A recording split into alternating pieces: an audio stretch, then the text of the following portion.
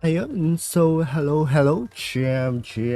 Kamusta kayo guys? So, andito na naman tayo sa ating bagong episode 5, part 1 ng ating Project Sino content. So, for this week, ang gagawin natin ngayon is pure gameplay ng ating Sino kasi nagpaparangkap tayo guys and kailangan natin magpa 4K. So, tara guys, laro na tayo and tatry natin kung mananalo ba tayo or matatalo sa ating gameplay ng ating mga Seno. So, nagpalit na naman tayo.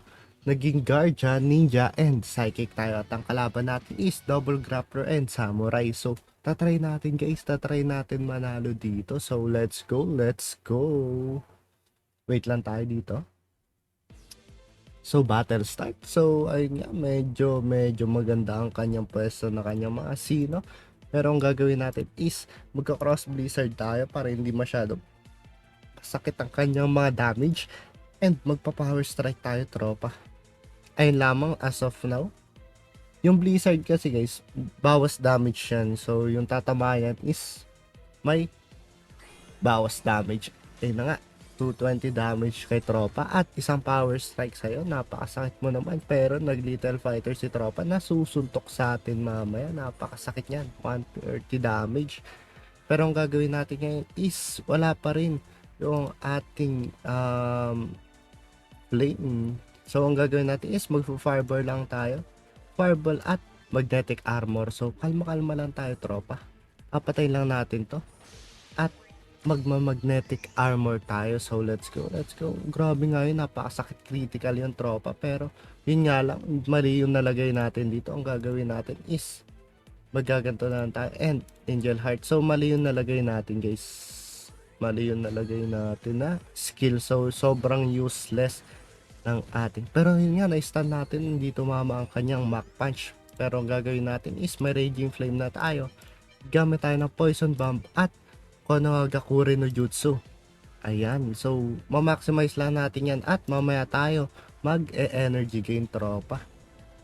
Ayun nga, isang Poison Bomb para sa tropa at isang Konohagakure no Jutsu na mag-heal para sa atin. Pero napakasakit ng tropa, napakasakit mo. Pero ang gagawin natin is mag-energy gain muna tayo and magma-magnetic armor. So, ayan, may energy gain tayo for today's video. Pero nga, papatay niya na ata tayo, tropa. Pero okay lang yun, tropa. Pero hindi tatagos ang kanyang critical. So, let's go, let's go. Ngayon, gagamit naman tayo ng Underworld kay tropa. And, gagamit tayo ng Shock Pulse para hindi masyadong masakit ang kanyang damage at isang Cross Blizzard. So, okay na yan. Feel ko ganyan. Okay na yan. Yan. Isang Underworld. Isang Underworld tropa. Para sa yan. 78 and 15 poison natin. Isang Electric Shock at patay na sila dito, tropa. Yung mid niya na lang ang mabubuhay. Pero papatayin na natin yan later. So, let's go. Let's go. Ang gagawin natin is Raging Flame tayo, tropa. Po-poison bomb tayo. Wait lang. Feel ko hindi na tayo mag-poison bomb. Raging Flame na lang. Tapos Konohagakure no Jutsu. At isang Torrent Water. So, okay na yun. Di na tayo magpo-poison kasi medyo konti na lang naman yung mga tao.